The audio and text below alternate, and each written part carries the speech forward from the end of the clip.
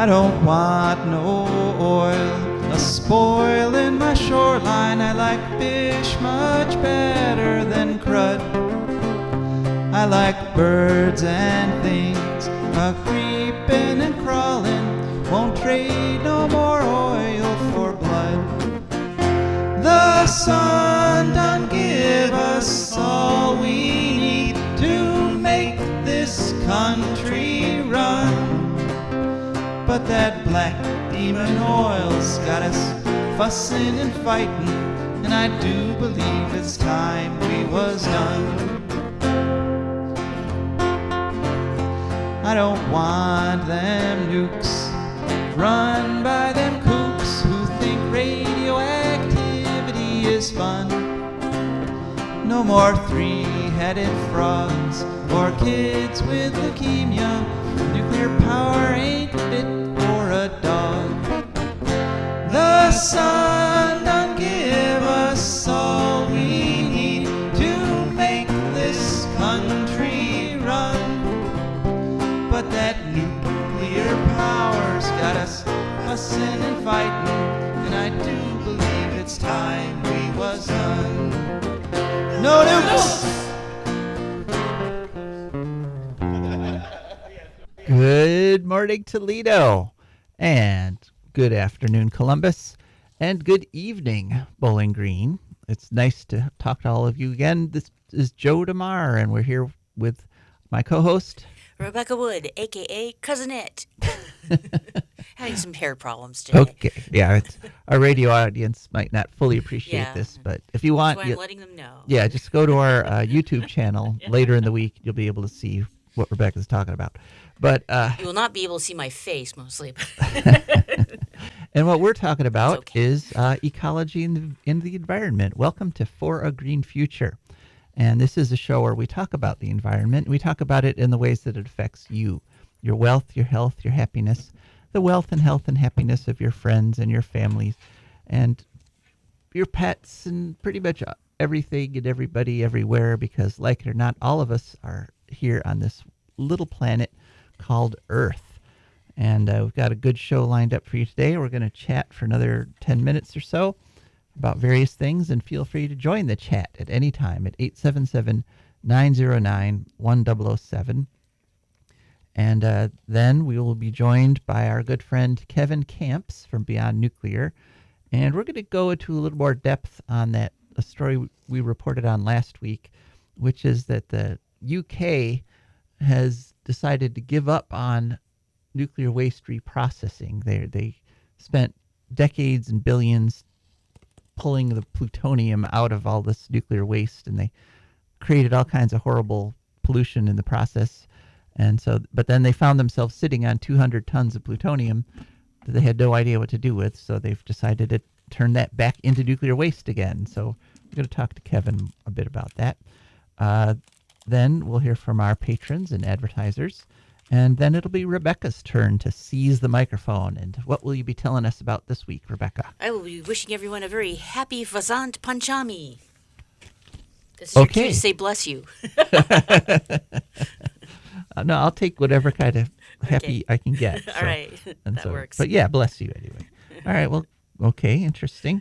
And then it'll be ecological news. And, of course, tons and tons of ecological news happening right now. Unfortunately, a lot of it not terribly happy. And I think it's appropriate that this show is actually happening on Groundhog Day, because a lot of this stuff that we saw, back in the previous term. It's kind of a nightmare. Kind of the same kind of terrible anti-environmental stuff that the Trump administration did the first time around. They're doing it again the second time around, except they're doing it worse. They're doing it harder. This is like everything that Trump dared to do the first time, anti-environmental. Now that he got elected, he's like, I'm going to do it like 10 times as much. So it's really kind of amazing, some of the anti-environmental executive orders he's given. But we'll talk about that in the news section. Right now, we're just going to chat a little bit about, nature and the environment in general. coming in. It started snowing as Rebecca and I were driving here. So be careful because that snow looks like it's going to give kind of like a really light coat on the road, and then we're going to get it's supposed to melt, and so there might be some really icy stuff in about a little while on the road. So drive very carefully. But ice itself is kind of cool. I like living in a climate where you do get ice. The other day, actually yesterday, well, what we've been having is we had all that snow, and then we had rain and melting temperatures, and so a lot of that water came along, and then it's going below freezing at night. And so yesterday I had this big stretch of sidewalk on my block that was just like this pure, flat, beautiful. If I had ice skates, I could do pirouettes on it if I knew how to do that. Right. But it was fun. I did charge a couple times and just kind of slide on the ice. I know I'm 62. I'm not supposed to be doing that kind of stuff, but I'm struggling to, it gets to the point where life is much more adventurous as you age because everything carries the risk of hurting yourself badly.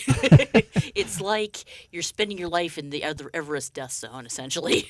Yeah, right. Yeah, the whole world becomes, an extreme sports event, yes. right? But we were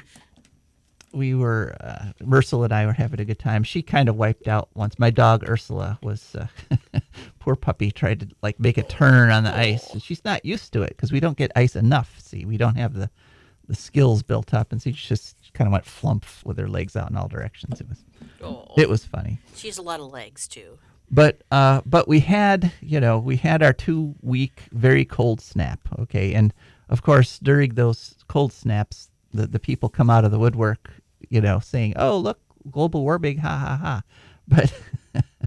But the long-term forecast for the next 10 days or so, 7 out of the next 9 days are going to be above freezing, okay?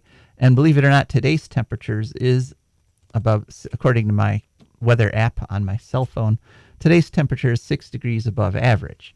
So, it's going to get up it's supposed to get up above freezing later in the day. It's just going to be it's just going to be warm enough that I will have no excuse not to take my dog on longer walks, but it will still be kind of miserable because it's cold. Yeah. It'll be really long and cold walks. Yeah, and so this kind of weather is causing a lot of confusion amongst the critters and the plants. And actually, yesterday I saw a maple tree in my neighborhood had already put its buds out. Oh, geez, no little maple tree. So, well, this is a big old one. Should have known better, yeah. but it's not looking good in terms of the climate. We might get one more cold snap at the end of February, but for the most part, winter is already over. Here we are in the first week of February. So it's something that we can't forget that the cause of all this is all this carbon pollution we're putting into the air, even as we're being told that what we need to do right now is put more carbon in the air, drill, baby, drill. And that's just wrong. And there we have a story, our last story in the news segment. Most people, the vast, overwhelming majority of Americans know this and understand this.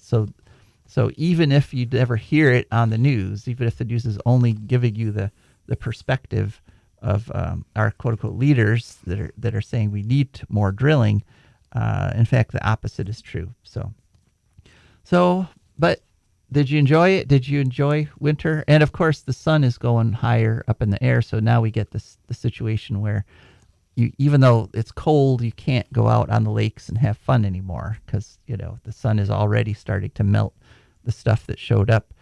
We had in a 2-week period, we had a whole season's worth of ice just appear because the cold snap was so cold, but it's already in the process of breaking down, already in the process of melting and breaking up. So yeah, it's kind of like the worst of both worlds. It's cold, but it's not winter. But yeah. So what do you think? 877-909-1007. Did you miss winter? Did you enjoy it? Did you blink and miss it? It's kind of like we're kind of back to, these are what we would consider fall temperatures, right? When we were young, this Pretty is what you'd much, expect yeah. in like November. Yeah. So, or not even young, just 10 years ago. So, okay, well, we should be getting our caller, our guest, is already on the line. So great. Let's go over to Kevin. Hi, Kevin. How are you? Good morning. I'm good. How are you? I am well, thanks. So if you could just remind us who you're with. Yeah, I serve as radioactive waste watchdog at Beyond Nuclear. Okay. And there have been some very interesting radioactive waste developments in the past couple of weeks here. The first one I wanted to talk to you about was what just happened over in the UK. There wasn't a whole lot of news about this. This wasn't covered very well, but tell us about their decision to give up on nuclear waste reprocessing in the UK. Yeah, it is some good news. It turns out that the UK has a real mountain of separated plutonium, so plutonium-239, and that can be used. They call it recycling, but that's such a Orwellian use of the term. It can be reused into reactor fuel. Yes, it can. It is fissile. But the problem, too, is, I mean, that's bad enough, but it can also be used in nuclear weapons. In fact, it was, the heart of the design that was used at Trinity and Nagasaki by the United States in July and August of 1945. So if you can get your hands on a few pounds of separated plutonium-239 and you have a sophisticated weapons design, you've got a bomb. So it's good news that the United Kingdom has decided not to conduct commerce in this material, but instead to treat it as the deadly radioactive waste that it is. So even if they carry this decision forward, which I hope they do, they're still going to need a repository, which they don't have. And, we can talk more about the similarities and differences between the U.S. and the U.K. in all these regards, because we have plenty of these same issues going on here. So just to be clear, they spent decades, right? Is it like about 50 years and many, many billions of dollars separating this plutonium out from the nuclear waste. But now they've just decided to basically turn it right back into nuclear waste. That is, yeah. So what are they going to do with this stuff? What's the plan? No, you got it. I mean, the U.S. and the U.K. and Canada as well were partners in the Manhattan Project in World War II. And the U.K. kept going, of course, as did the U.S., as did Canada. The U.K. built Sellafield. It used to be called Windscale. It's in the Cumbria region. It's near the Lakes District, ironically enough. And that was their nuclear center since the 1940s, actually. And so, yeah, they separated a lot of plutonium from high-level radioactive waste, made a nightmarish mess in the process, including in the Irish Sea, which is where the liquid wastewater discharge went. So there's lots of plutonium contamination in the Irish Sea. It's not that far from Dublin. It's something like 60 miles across the Irish Sea. And so the Irish Republic has been kind of upset about this since about the 1950s and has paid some health consequences. The people who've suffered Down syndrome in their families and other diseases across the water there know full well what goes on at Sellafield.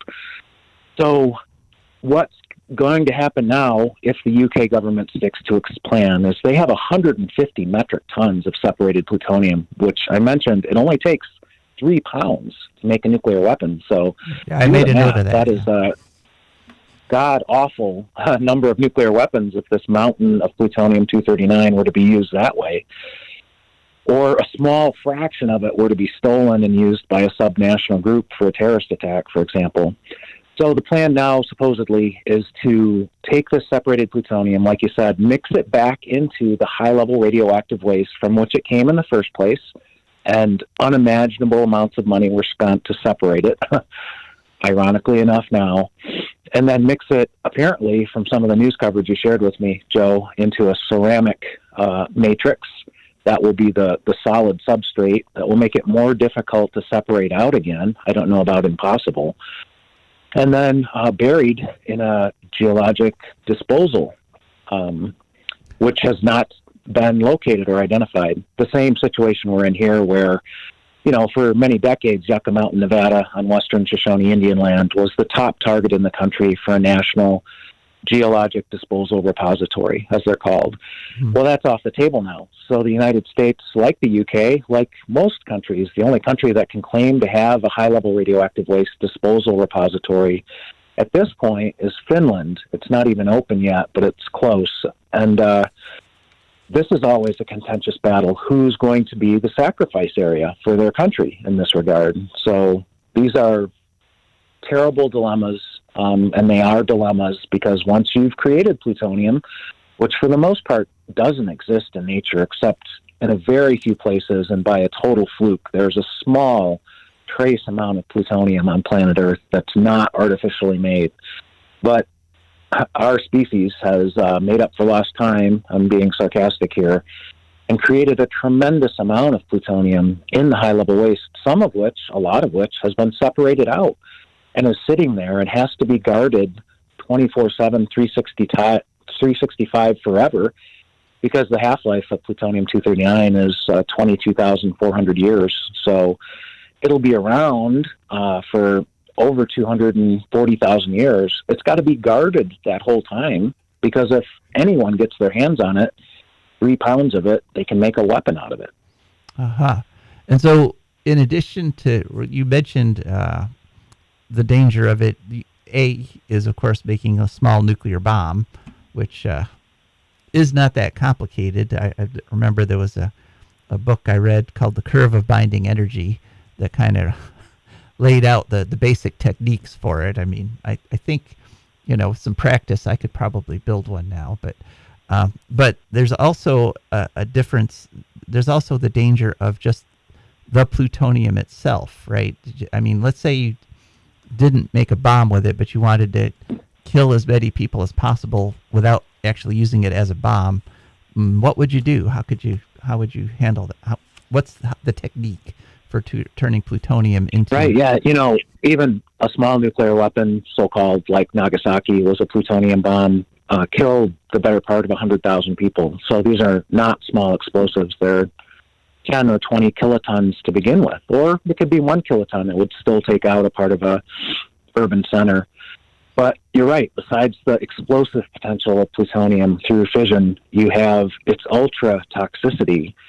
It is an artificial element. It's beyond uranium on the periodic table. Nature doesn't know how to deal with it very well. It's not natural. And so if a human were to inhale plutonium, for example, into their lungs, it would take a microscopic speck to initiate lung cancer. It may take years. It could even take decades for that lung cancer to manifest. But it's almost guaranteed lung cancer if you inhale plutonium in exceedingly small doses.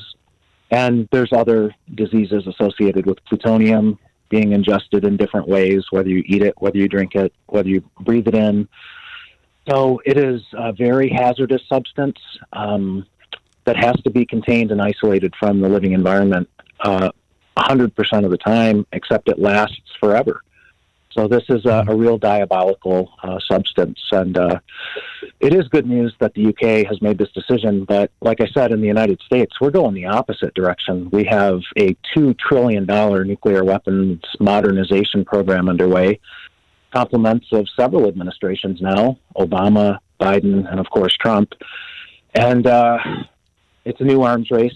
It involves plutonium. As we speak, there's new plutonium trigger factories being not just planned, but even the beginnings of building them, except for some watchdog groups have scored some legal victories because the Department of Energy, National Nuclear Safety Administration, has not done its due diligence under the National Environmental Policy Act and got busted by these watchdog groups. So that's slowing things down a bit, but they want to start building new plutonium pits for new nuclear weapons with new military capabilities at places like Savannah River Site, South Carolina, and also at Los Alamos, New Mexico. So these are all wrong decisions by the United States, which will involve, we're sitting on a mountain of separated plutonium that we don't know what to do with, including separated military plutonium that was specifically separated for military use. So we're on the wrong side of history at this point in the U.S. Yeah, so we're already we've got the same problem, but our decision rather than the British decision was to, okay, we're going to stop making it and we're going to just finally deal with it. And but our decision was we're going to make this problem worse. Yeah. Gosh darn it. We're Americans. We're going to make even more of this plutonium, even though we've already got tons that we're sitting on. Wow. So, I wanted to say one exception. Jimmy Carter. Jimmy Carter put the brakes on reprocessing in the United States, both commercial reprocessing, which is what we're talking about in the UK here. So his decision came down in early 1977, and it was a major decision to stop reprocessing commercial wastes in the United States. And it's been this kind of tit for tat ever since. Reagan came in, tried to reverse Carter's ban. Clinton tried to reverse Reagan. This goes back and forth, but there have been some good moments in U.S. history. Carter's was one of them, where the decision was made, and partly it was made in response to the U.S. had given India reprocessing technology. Canada had given India a research reactor. India used these gifts from the West to begin its nuclear weapons arsenal with, all under the auspices of Atoms for Peace. So part of Carter's response was that, and a part of it was the environmental devastation that reprocessing unleashes, because when you separate plutonium and other isotopes from high-level waste, you are releasing tremendous amounts of radioactive pollution into the air, into surface waters. We've had that here in the U.S. Hanford, Washington, the worst radioactively contaminated site in the Western Hemisphere. That is military reprocessing. Yeah. And West Valley, New York, near Buffalo, that was commercial and military reprocessing. These are terrible, not just billion, but in Hanford's case, we're talking hundreds of billions of dollars in cleanup costs yet to be performed. Yeah, and we have a site here in Ohio too, of course, Piketon, which we're going to talk more about we got a little thing in our news section to talk about that. All right, well, Kevin, before we let you go, I did want to ask about the Nuclear Waste Technical Review Board. Apparently, President Trump has sent letters to everybody on this board asking them to resign. Could you just tell us a little bit about what this board is and what this means?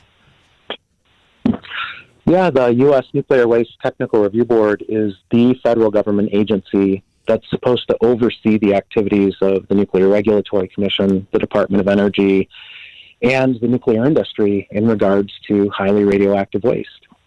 So they're the scientific and engineering and technical high ground on these questions. We would like them to do more than they do and better than they do over the decades, but they have done some good things. They have called out the federal agencies at times when their behavior deserved being called out on these questions. They provide technical and oftentimes objective insights as to what the best course of action is now that we have all these dilemmas we face. So for the Trump administration to suddenly fire the entire U.S. Nuclear Waste Technical Review Board, except for the chairman, apparently, it's throwing caution to the wind. They were created for a reason. They were created because of abuses in the past by the industry and the supposed regulatory agencies. So this is a very bad sign. How can you make good decisions if you have no science or engineering or technology being applied to the question? That is a good question. Yeah, and these people aren't like ardent anti-nuclear people, right? The members of this board are actually people from the nuclear industry, for the most part. Yeah, for the most part. Sometimes academia. No, it would be very difficult to find many people even with a anti-nuclear bone in their body on these panels, but there are some scientists and engineers with integrity that will speak up when the science and engineering is gotten wrong by the powers that be. And that's kind of the role that they played. And they put out regular reports that were sent to Congress and made publicly available. So yeah, if they're firing people like that, you can only imagine what their plans are. Yeah, and we're of course, we're down on the nuclear industry quite a bit on this show, but I do have to acknowledge that there are true believers in the industry who literally believe that this is a wonderful technology if it's done correctly, and who actually want to do it, quote unquote, correctly. And so it's kind of like those are the people that are that were on this board, and now those aren't the people that President Trump wants watching over the industry, apparently. Yeah, I don't know for sure because it's chaos right now, but there have been emails sent, and whether it's Elon Musk or some of his people sending them, urging people in the federal workforce to just resign, get a better job. Did every single staffer at the Nuclear Regulatory Commission get that email? I mean, are they going to disband the Nuclear Regulatory Commission? I mean, we're often, almost always, butting heads with the Nuclear Regulatory Commission, but, are you kidding me? We're going to remove the supposed regulator who could do a little bit better than they do, actually, at regulating. We're just going to get rid of them now? I mean, that's the question that I ask, because this was a blanket email sent to probably hundreds of thousands or millions of federal workers in recent days. All right. Well, another question we're going to have to answer in the coming days. All right, Kevin, thanks so much for joining us. Could you tell people about how they can find out more about your organization? Yeah, our website is just www.beyondnuclear.org. And if folks want to get a hold of me, my email is kevin@beyondnuclear.org. Okay, thanks so much, Kevin. And on with the show. Okay, so now this is the part where we thank our patrons and advertisers. For a Green Future is brought to you by our patrons. And our patrons are wonderful people who have a clear idea about the future. That is, it should be one that's like livable and not radioactive or chemically polluted.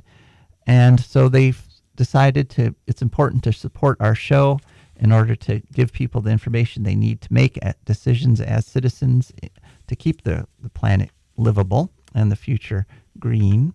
And what they did is they went to patreon.com, Patreon. There they searched for a Green Future. Up popped our Patreon page. They chose a membership level that matched their budget. And so every month a little bit comes out of their accounts. It comes over to us, and that's how we can keep this show on the air. And we are really, really grateful to our patrons. Okay, Rebecca, let's talk about something kind of bright and cheery. Okay, well, today is a lot of different holidays, it turns out. Okay. It's Groundhog's Day, obviously, when we sort of look forward to spring and hope it's going to be spring soon. It's also the ancient Celtic holiday of Imbolc started yesterday, so it's the first and the second. Imbolc was the time when it means in the belly, and it was the time when the ewes and the goats started to get milk. Oh. So they weren't having babies yet, but there's going to be cheese. We're going to make it through the winter, And similarly, it's kind of the actual equinox when winter turns officially to spring, when the day and night are exactly the same length, is going to be on March 20th. So it's not that time yet, but it's when we're, come on, everybody, we're going to make it time.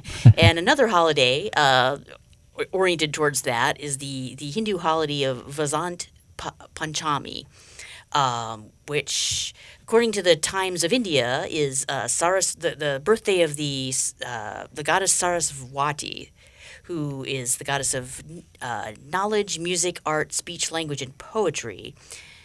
She's also, interestingly, a river goddess, but nobody's really sure where the river she was affiliated with went. It used to flow somewhere between the Ganges and the Indus, and we got to repeat that a little bit. So it is Groundhog's Day. Yeah, there we go. Yeah, it flowed somewhere between the Ganges and the Indus, which I believe are both north to south rivers. So it was in there. In very ancient times, it's described as a huge flowing river, and then a millennium or so later, it's like it's sort of a river, and now nobody really knows. Like, it may have been renamed. It may have disappeared and just be a dry riverbed now, or it may have been slightly rerouted, as happens with rivers if you follow them long enough. But yeah, it's also associated with the coming in spring and yellow flowers, which, including marigolds. Marigolds are extremely popular for this purpose. According to swansonsnursery.com, they originated in Mexico. They're a New World flower. They're associated with the Day of the Dead there, so they're an offering to. They sort of help guide the spirits of your dead relatives back to visit with you. And they were brought to South Asia by the Spanish and Portuguese traders in the 1500s, and they're now used for ritual purposes and decorative purposes, for festivals, for weddings, celebrations. People will create like giant garlands of like hundreds of them strung together on doorways or worn or made into bouquets, and they're either used with or as a substitute for the native calendulas, which is why this segment could actually be called Marigold or Calendula know the difference. The differences are different. I don't know. Yeah, I'll get into that. But yeah, so it's another thing like tomatoes and pasta in Italy. Neither of these things are European things. Pasta comes from China, and tomato sauce comes from America, and or it's like a thing where the Dutch saw these flowers from Turkey called tulips and were like, "Ooh, those are neat. Let's make them an integral part of our national identity." So, yeah, it's kind of cool the way that happens sometimes.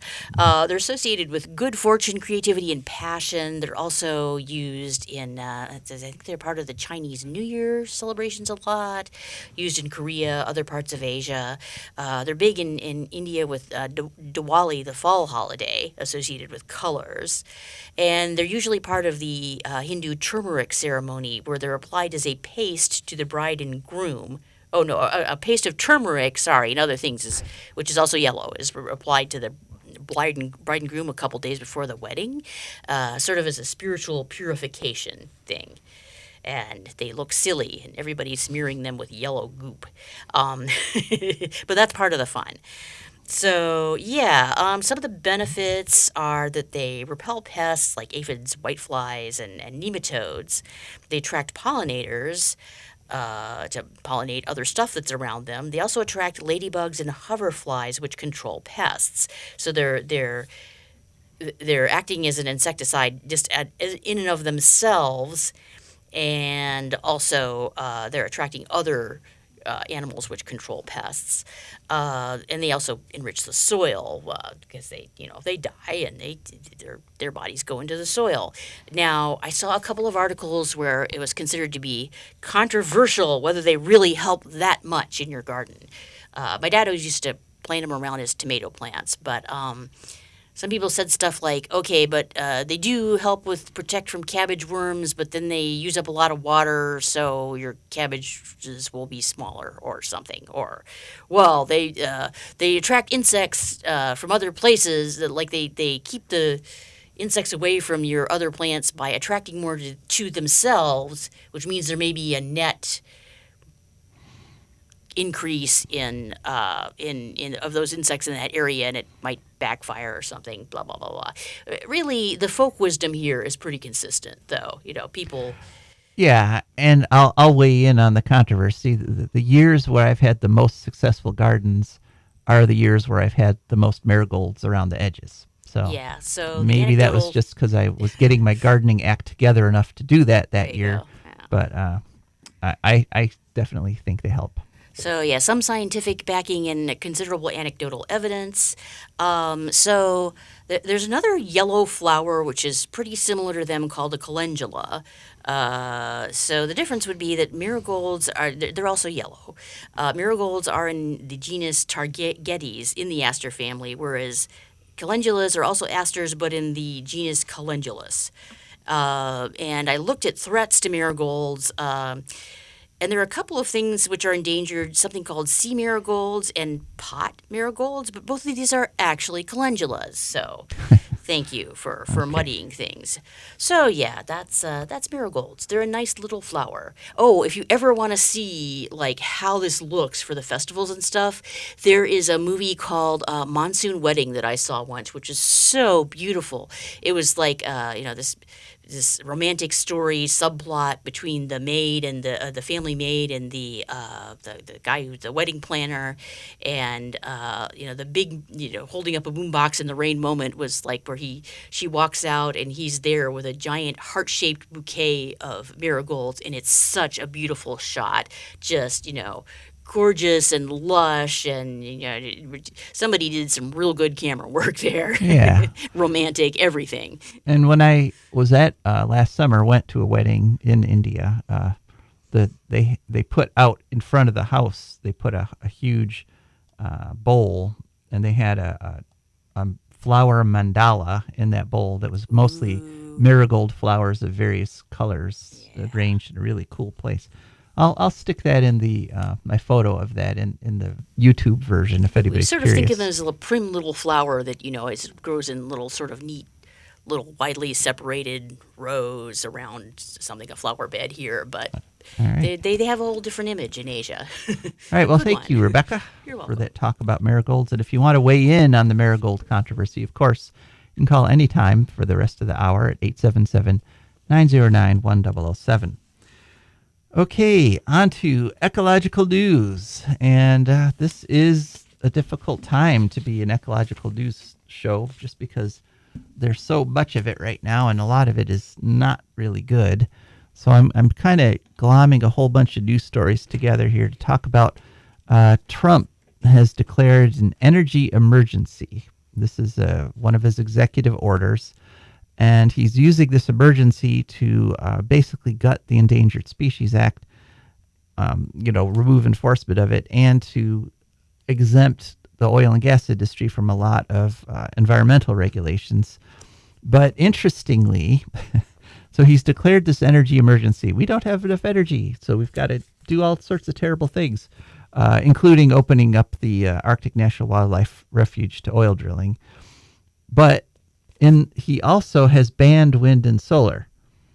So you say we don't have enough energy, but he's also banned the two fastest growing sources of energy in the world, which are wind power and solar energy. I'm sorry, folks, this has earned him the new nickname, and I think we'll be referring to him this way for the rest of the next couple of years. I have to call him Crazy Donny. Okay. Because this is crazy to say, we don't have enough energy, but we're not going to use the two fastest growing sources of energy in the world. That might be an insult to crazy people, but yeah, I'm sorry to anyone suffering from mental illness, yes. but this is not a sane thing. It's important that we point this out. It is not sane to say we don't have enough energy, and we're not going to but we can't use the cleanest sources of energy that are fastest growing, and that the rest of the world is embracing like crazy. The EU this week came out that solar power has passed coal in the entire EU in terms of generation. So there's more electricity coming from solar than there is from coal in the EU. And so as the rest of the world moves towards the clean energy, towards the solar and the wind and the battery backups and stuff, the official U.S. government policy, according to these executive orders, is to take us back to the old technology that everyone else is abandoning. So now it's. Want to take a call? Oh yeah, we'll take a call. Let's hear. Hello, caller. Welcome to For a Green Future. What's your first name and? Hello? Yeah, hi. What's your question? Hi. Hi, I was just calling to talk about this, the latest orders, or the orders issued by Trump. Yeah, the executive orders. And one thing I lean back on, which gives me a little solace, is that industry doesn't, they're not going to switch what they're doing on a dime, because that costs them a lot of money. I mean, it's like the old thing about the car industry used to say, whatever regulation you're going to do, just do it so we can adjust and move on, right? And so, because they know that Trump, well, obviously he's a lame duck president already, right? So that's my position. I mean, that's what I use to give myself a little comfort from this, because it just, it's horrible to hear, but I think that industry is not going to just go, oh, okay, it's all no holds barred now. We're just going to do what we want to do. Mm-hmm. Yeah, well, I think you're right. I think the economic reasons for going for wind and solar are going to still be there. And plus we got like California, for instance, right? Mm-hmm. California, love it or hate it, is huge population, economic, and they've traditionally pushed back. I mean, they led the way in a lot of our environmental regulations, right? Oh yeah. And I mean, the states there's all this stuff. He can say these things, order these things, but that doesn't mean that legally it's going to happen. Yeah, that is a solace. Now, of course, as we reported last week, one of Trump's executive orders was reversing California's special place in the law and regulations that allowed them to make better regulations than the national regulations. One of his executive orders was to reverse that, but that's being challenged in court. A lot of these things are being challenged in court. I'm not a legal scholar, but I would, like Marcy Kaptur said, he can say a lot of things, but laws are created and can only be reversed by Congress. Uh-huh. Right. So if it's a law, if it's a law at the EPA monitor water, for instance, Trump just can't say stop doing it. Well, he could say it, and he could say it, but it isn't going to happen. Well, I don't care what he hollers around, and you might get his base all jazzed up, driving around, and burn all the oil or gas they can in their big trucks and all that.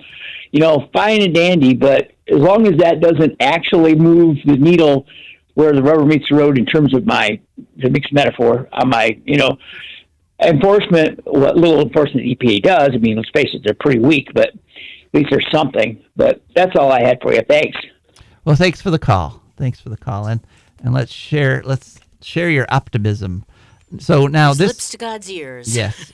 Now the ban on offshore wind is total. So there won't be any development of offshore wind while Trump is president, which, offshore wind is what is supplying 60% of the UK's electricity right now. So that's a huge mistake that's going to result in higher electric bills. But onshore winds, he was only able to actually completely prohibit onshore wind on federal lands, which is about 4% of wind development. So there should still be some wind and solar development possible on private property, but you can be sure he'll be coming after that too. He hasn't, as our caller said, he could say whatever he wants, and some of it gets through, even though it is illegal and shouldn't happen, and is just a bad decision. But that's what we have going right now. So, all right. Well, thanks for the call, and I think we're going to go on to our next story. This is an interesting story because it kind of ties in. One of the reasons that Trump is able to claim that we have an energy emergency, that, we don't have enough energy, is this idea that AI is going to take tons and tons of power. And this is the reason that a lot of companies have been signing these insane agreements to buy nuclear power. Microsoft wants to reopen 3 Mile Island, the reactor 1 there. But it turns out that a new AI has come along called DeepSeek. And there's a story on AP on January 28th. Title: DeepSeek says it built its chatbot cheap. What does this mean for AI's energy needs and the climate? And it turns out that DeepSeek gives you AI for like a 1/10,000th the energy of like a Chat GPT or a typical U.S. designed AI, because our programming sucks compared to theirs. That's the basic problem, is that we are writing these programs that do the AI processing in such a way that we need just tremendous amounts of computing power. But all you really need to do is like have elegant programming. And I remember elegant programming. I had it back when I was first. I learned computers. I learned programming back in 1980. I took courses at the University of Dayton, and the problem there, we had physical constraints on things like how much memory you've got, and so we were taught to do the most complicated things with the fewest commands possible because you had memory limitations. Programmers since then have been getting more and more memory as computers have been getting bigger and bigger, and so they have completely thrown that out the window. Programs today are so huge, they have millions of lines of code, when back in the days of elegance, you could have done the same job with like 1,000 lines of code.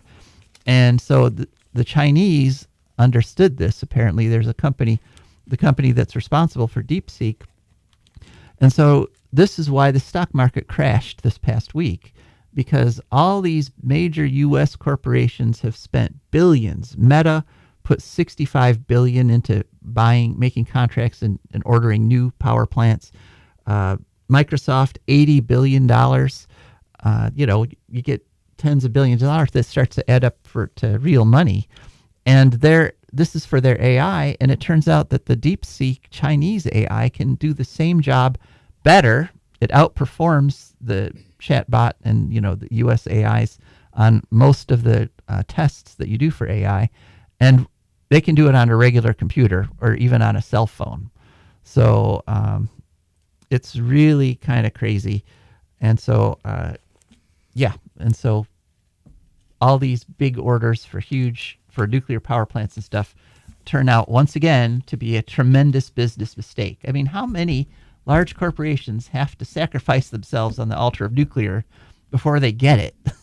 That's a stupid move. Yep. I don't know. All right. Next story. This is a local story. Unfortunately, we're going down to Fostoria, and they just had a huge leachate spill at their landfill. This landfill is run by a company called Win Waste, and they self-reported to the Ohio EPA. Apparently, they had a spill, and the initial news stories were saying 5,000 gallons. Turns out the estimate by the Ohio EPA is 53,000 gallons of leachate. This is down in Seneca County. It happened on Township Road 108. And what's been happening, it's kind of an interesting coincidence, because the Seneca County Board of Health has been trying to shut this plant down because it's been polluting the whole area. And they had a big case before the Environmental Review Appeals Commission, which is a little agency that almost nobody knows about, but you can appeal any kind of environmental decision like the Ohio EPA makes to this commission, and they can theoretically reverse it. Unfortunately, the day before this huge leak was reported, they decided against Seneca County Board of Health on most of the points in their appeal. They limited them to being only able to regulate solid waste. They can't even tell the waste company, Win Waste, to report to the Ohio EPA if they have a spill or something. But they were still trying to block the 2025 license for this leaky landfill. On WTOL on the January 30th, they had a story, Environmental Commission rules on dispute between Seneca County Board of Health and the Fostoria landfill over license conditions. The basic thing, though, is that the landfill technology itself, which is basically just dig a hole in the ground to put all your trash there, we need to abandon that. I mean, most of the European countries have moved away from landfills and have gone towards recycling and reprocessing all the waste right back into the constructions, into the industrial stream. That's the stuff we have buried in landfills. We have most of the world's recoverable resources, like minerals and things, are sitting in U.S. landfills right now, because we took all the easily mined things, we made products out of them, and then we threw those products away when they were broken and when they were done. And so we need to go back and empty out all those landfills. We don't need to be building more, and we certainly in the 21st century need to abandon that hole-in-the-ground technology. Okay, next story. This is from our friends at Press, which is the Portsmouth Piketon Residence for Environmental Safety and Security. That's Vina Kali's organization. And on the 30th of December, actually, they released a press release about the Portsmouth gaseous diffusion site, which is we were talking to, we mentioned that with our interview with Kevin. Turns out there's all kinds of stuff there polluting that area: neptunium, plutonium, uranium, technetium. And what they reminded everyone in with this press release is they've been around for over 20 years fighting this plant, and they had the information that this sits on an old riverbed. The whole site sits on an old riverbed, and underneath it are giant cracks in the bedrock that lead right down to the aquifers. Uh-oh. And so what the DOE wants to do is to start up waste processing there again and fuel fabrication there again. And so the point of this press release is that we should be cleaning that site up, not starting it up again. And just as a reminder, some of that plutonium has actually spread off-site they had to close a school that was 3 miles away because it was contaminated with plutonium. So it's bad news down there, and so we're going to keep looking for more press releases from the press there. Okay, next story. And this story, this sums up everything that's wrong with our society today, okay? It's a story in Interesting Engineering. It was on January 29th, and the title is Billionaires Turn to Nuclear-Powered Yachts for Guilt-Free Cruising. No. Yes. That couldn't possibly go wrong. The people who have super yachts, and they're talking, dear Lord. There's like 6,000 super yachts running around on the ocean right now.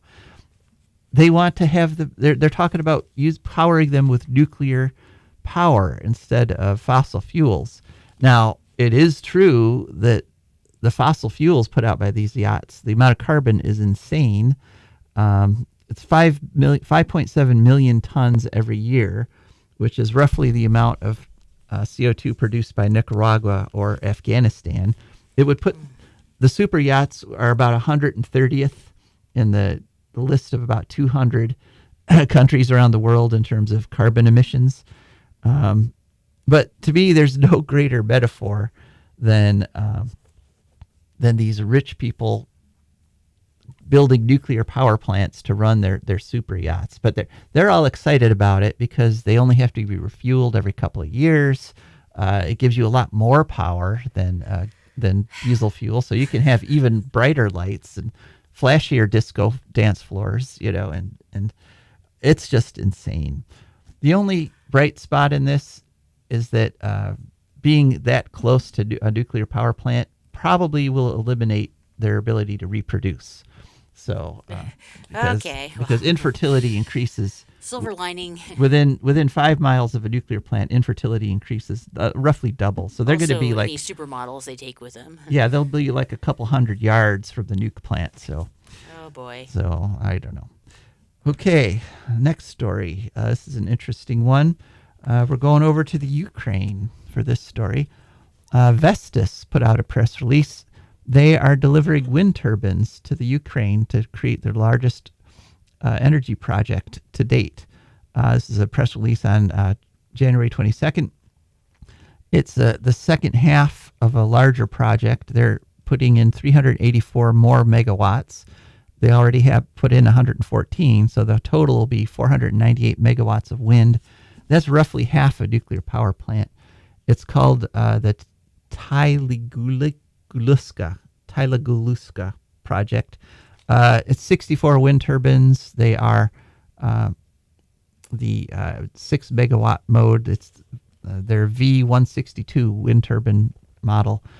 20-year service agreement. So, I mean, I've this past week I actually heard Republican lawmakers saying wind turbines only last 10 to 15 years.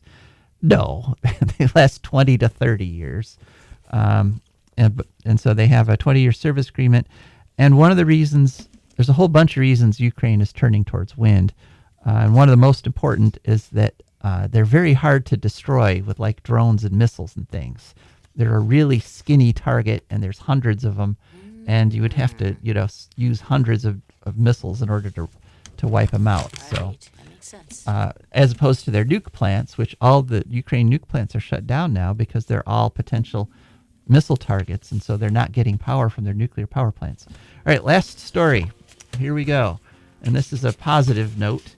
This is from our friends at the Yale Climate Solutions, and they did their annual survey after the election, and they found 88% of Americans still support federal funding to improve and restore soil so it absorbs more carbon. 77% support solar and wind. 74% support setting limits on methane emissions from oil and gas production, exactly the opposite of Trump's last executive order. 73% support regulating carbon dioxide. 70% support tax credits and rebates to encouraging people to buy electric appliances. 70% want more research and money for NASA, NOAA, and the EPA. 67% support requiring fossil fuel companies to pay a carbon tax. In other words, what we Americans want is a clean, green future. Yep. So just remember that going forward. You're in the majority. All right, that's it for this show. Thank you so much for listening. We'll be back next week. This is Joe DeMare. And Rebecca Wood. We are signing off.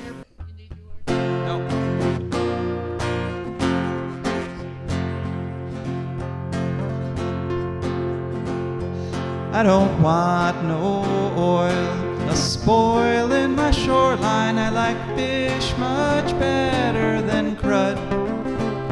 I like birds and things a creeping and crawling. Won't trade no more oil for blood. The sun done give us all we need to make this country run. But that black demon oil's got us fussing and fighting, and I do believe it's time we was done. I don't want them nukes run by them kooks who think radioactivity is fun. No more three-headed frogs or kids with leukemia. Nuclear power ain't fit for a dog. The sun done give us all we need to make this country run. But that nuclear power's got us fussing and fighting, and I do believe it's time